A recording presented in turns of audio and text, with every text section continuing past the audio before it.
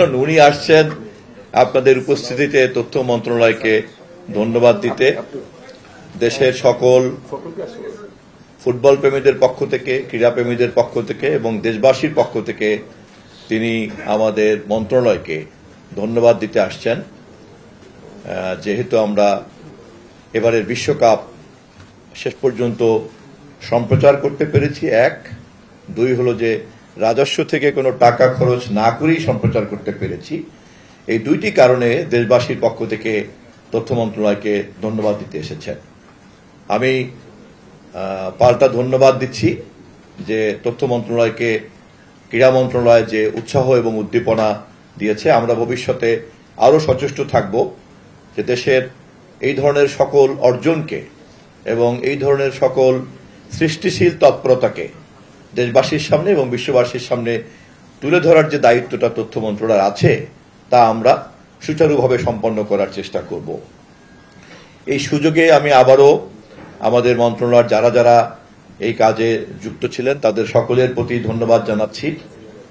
যে ধন্যবাদ আমাদের যুব ক্রীড়ামন্ত্রী দিলেন, আমি আবার সেই ধন্যবাদ তাদের মাধ্যমেও আমাদের সংশ্লিষ্ট সকলকে পৌঁছতে চাই। বিশেষ করে আমাদের প্রতিমন্ত্রী মহোদয়, আমাদের মাননীয় প্রধানমন্ত্রীর তথ্য সম্প্রচার বিষয়ক উপদেষ্টা মহোদয়, আমাদের সচিব সহ সংশ্লিষ্ট সকল কর্মকর্তাবৃন্দ এবং বিটিভির ডিজি সহ বিটিভির সংশ্লিষ্ট সকল কর্মকর্তাবৃন্দ, তারা অক্লান্ত পরিশ্রম করেছেন এই কাজটি সম্পন্ন করার জন্য। কারণ খুব কম সময় হাতে নিয়ে কাজটা আমাকে করতে হয়েছে এবং এই পুরো তৎপরতার অভিভাবক হিসাবে আমি সকলের কাছ থেকে অনেক বেশি যোগ্যতা, দক্ষতা এবং আন্তরিকতা পেয়েছি।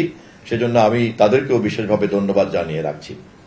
বাংলাদেশ ফুটবল ফেডারেশন ফিফার একটা অংশ, তারপরেও ফিফার পক্ষ থেকে আমাদের এই কাজে ফুটবল ফেডারেশনের সভাপতি আমাদের তাবিথ আউয়াল সে নিয়মিত আমাদেরকে সহযোগিতা করেছে, তাকেও আমরা ধন্যবাদ জানাচ্ছি। আমি সর্বশেষ আপনাদেরকে স্মরণ করে দেই, এই কৃতিত্ব আমাদের মাননীয় প্রধানমন্ত্রী জনাব তারেক রহমানের। কেননা এই দায়িত্ব নেওয়ার পর থেকেই যখনই এই ফুটবল বিশ্বকাপ নিয়ে কথা হয়েছে, উনি প্রথম থেকেই বলেছেন যে এই দেশের মানুষকে বিশ্বকাপ থেকে বঞ্চিত করা কোনোভাবেই ঠিক হবে না, আমাদেরকে যেভাবেই হোক করতে হবে। আবার অপরদিকে আমরা যখন হিসাব করে দেখলাম যে বিগত বিশ্বকাপের টাকার যে পরিমাণ সরকার খরচ করেছে, আজকের বাংলাদেশে আমাদের যে বাজেটের অবস্থা, সেখানে এই পরিমাণ টাকা খরচ করতে সরকার নানানভাবে কৃচ্ছ্রতা সাধন প্রক্রিয়ার মধ্যে আমরা আছি।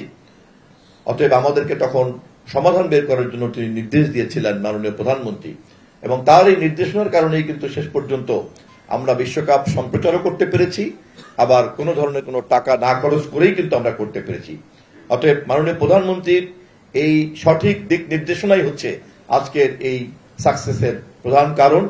এবং আমি দেশবাসীর পক্ষ থেকে, আমাদের সকলের পক্ষ থেকে আমি মাননীয় প্রধানমন্ত্রীর এই দূরদর্শিতা এবং সততার জন্য এবং তার ক্রীড়া প্রেমী এই ভূমিকার জন্য একটা বিশেষ ধন্যবাদ এবং কৃতজ্ঞতা জানিয়ে রাখছি।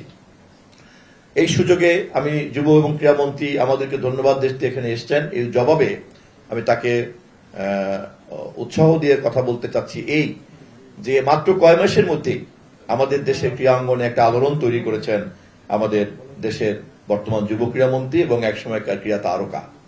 আমরা আশা করি তার নেতৃত্বে আমাদের দেশের সব ধরনের ক্রীড়া তৎপরতা একটা অন্যরকম পর্বে পৌঁছে যাবে। আগামীকালকেই আপনারা জানেন নতুন করে স্পোর্টস উদ্বোধন হতে যাচ্ছে, উদ্বোধনী হয়েছিল সিলেটে এবং 2রা মে, এবং সেটার সমাপনী হবে কালকে এবং মাননীয় প্রধানমন্ত্রী নিজে উপস্থিত থেকে এই সমাপনী অনুষ্ঠানে। আমরা এইভাবে দেশের সুস্থ বিনোদন, সুস্থ সংস্কৃতি, ক্রীড়া তৎপরতা ইত্যাদির মধ্যে আমাদের যুব প্রজন্মকে যদি যুক্ত করে ফেলতে পারি, তাহলে একদিকে যেমন সুস্থ মনোজগৎ তৈরি হবে এবং ভবিষ্যতের প্রজন্ম হিসাবে দক্ষ জনবল হিসাবে তারা তাদের দক্ষতাকে অন্যান্য ক্ষেত্রে কাজে লাগাতে পারবেন। অপরদিকে দেশে যে মাদক সংস্কৃতি সহ নানান রকম অপসংস্কৃতি আছে, সেখান থেকে আমরা তাদেরকে রক্ষা করতে পারবো। এবং শুধুমাত্র তাই নয়, বিশ্বকাপ ফুটবলের মধ্যে আমরা দেখেছি যে কোনো ধরনের স্পোর্টস আজকের পৃথিবীতে কোটি কোটি মানুষের এই বিনোদন এবং সুস্থ আনন্দ দেওয়ার মধ্য দিয়ে এটা কিন্তু একটা গুরুত্বপূর্ণ পেশায় পরিণত হয়েছে। দুর্ভাগ্যজনক হলো সত্য, আমাদের দেশে কখনোই কোন সরকার স্পষ্টভাবে কিন্তু এটাকে সেই সম্মানজনক পেশার মর্যাদা হিসাবে লক্ষ্য স্থির করার জন্য যুব সমাজকে আহ্বান জানায় নাই। এই প্রথম জনাব তারেক রহমানের সরকার এবং এই সরকারের যুব ক্রীড়া মন্ত্রী হিসাবে আমাদের ক্রীড়া তারকা আমিনুল ইসলামের উদ্যোগে যে নতুন একটা পর্বে প্রবেশ করার উৎসাহ তৈরি হয়েছে নতুন কুড়ির স্পোর্টসদের মধ্যে এবং সকল স্পোর্টস পার্সোনালিটির মধ্যে, আমি সে কারণে তাকে বিশেষভাবে ধন্যবাদ দিয়ে রাখছি। আমি আপনাদেরকে সাংবাদিক বন্ধুদেরকে ধন্যবাদ দিচ্ছি, আপনারা লাগাতারভাবে এ বিষয়ে সঠিক তথ্য জনগণের কাছে তুলে ধরেছেন। আগামী বিশ্বকাপে যাতে আমরা শুধু বিনা পয়সাতেই নয়, বরঞ্চ বিনোদন জগতের বিজ্ঞাপনের যে বিশাল বাজার, সেই বাজার থেকে সরকার যাতে উপার্জন করতে পারে, আমরা সেই লক্ষ্য নির্ধারণ করেছি।